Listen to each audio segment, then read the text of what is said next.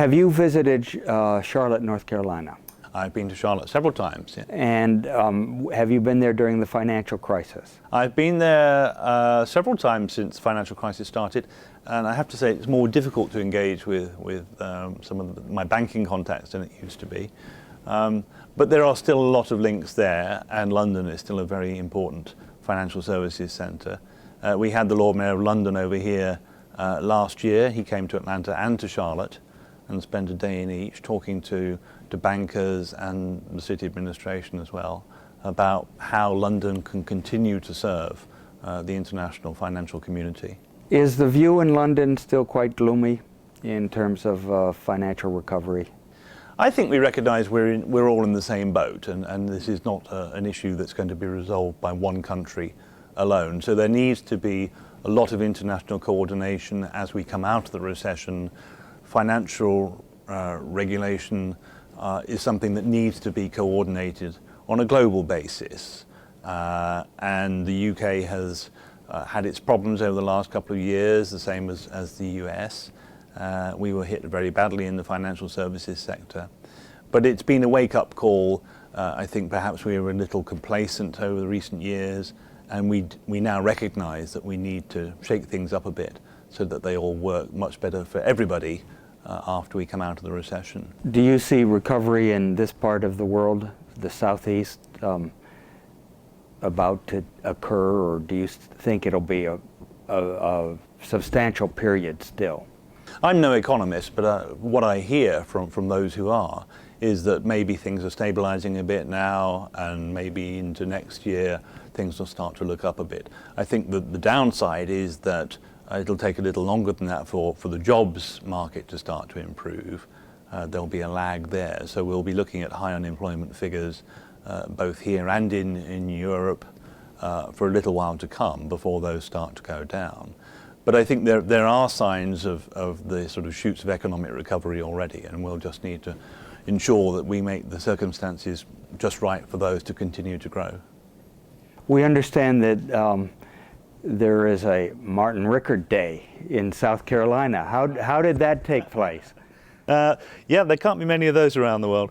No, that goes back to March this year when I was in Columbia for the opening of an exhibition at the Columbia Museum of Art, and it was some paintings from the National Museum of Wales that were on loan for 6 months, and it was 3 months I think, and it turned out to be one of the most successful exhibitions the Columbia Art Museum had ever held. And during the opening ceremony, the Mayor Coble of Columbia presented me with a plaque already signed by all the members of the City Council declaring that day Martin Rickerd Day, which was a great surprise, a lovely surprise, and a great honour. We talk often of the Southeast as an entity, but it really is quite varied, don't you think? Describe to us your impressions in terms of, I understand that you were involved with the Katrina fiasco in terms of helping British citizens and others that were affected. So you've seen that devastation, and at the same time you've been to the high spots in terms of the cities and that kind of thing. What are your impressions of the Southeast? It's a tremendously varied area. I think one of the important things is that you cannot do this job by sitting behind a desk in Atlanta. You need to get out there and see the huge variety and diversity around this region. I cover an area 2.5 times the size of my own home country. So I need to get out there frequently, see the other cities, more to the point, see the other towns and smaller communities. And the coastlines in the coast of North Carolina along the Outer Banks there. I've been up there, not as a tourist, but as a government official looking at the effects of storm damage and rising sea level along there. I've been to the Gulf Coast of Mississippi to talk to British families who were caught up in Katrina, as you mentioned.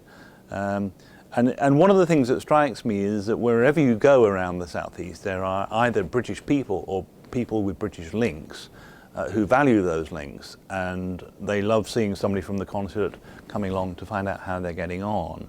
And they're business people in the big cities, they're people who retired in some of the smaller communities, people who felt it so easy to settle here that they feel almost as American as they do British. Do you think that Atlanta has a possibility of becoming more of a European football center? Funny you should mention that. I think Atlanta was very fortunate to host one of the World Football Challenge matches recently, and I took my son, who was born in Milan, to see AC Milan play Club America. Unfortunately, it wasn't the result we hoped for, but it was great to see the Europeans coming out and playing football, what I call football, in a world-class contest like that, because I think that as Atlanta considers whether it's going to make a serious bid for the World Cup in 2016, it helps to be able to say that a world-class team like Milan were out here playing. London has the Olympics coming. Do you see that as another avenue for Atlanta and the UK to bond? Certainly. We've had a number of links between people who have experience of the Atlanta Olympics and our organising committee in London. We've put them in touch to our office here, both on the organisational side, the transport side again, and I think there's never a limit to what you can learn from people who've been through an experience like the Olympics. That was hotly contested. There were many cities that vied for that. Why did London win? I think because we offered the best combination of facilities. We had an established record of hosting international sporting events. We had the Commonwealth Games in Manchester just earlier this decade, which was a great success. We have a great sporting tradition in its own right, and we had good plans for how the Olympic legacy after the event has gone from the in the past.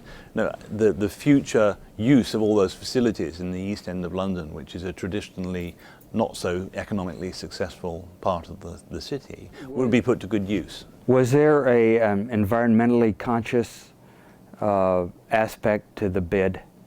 Very much so. I mean, one of the things that we had in mind was that we wanted to take an opportunity presented by the Olympics to move things on. We weren't just going to sort of flatten what's there now and replace it with something, any old thing. It was going to be a sustainable project. We were going to make sure that the buildings were the UK equivalent of LEED certified wherever possible, and that everything would be very environmentally friendly. We're very conscious of our responsibility there.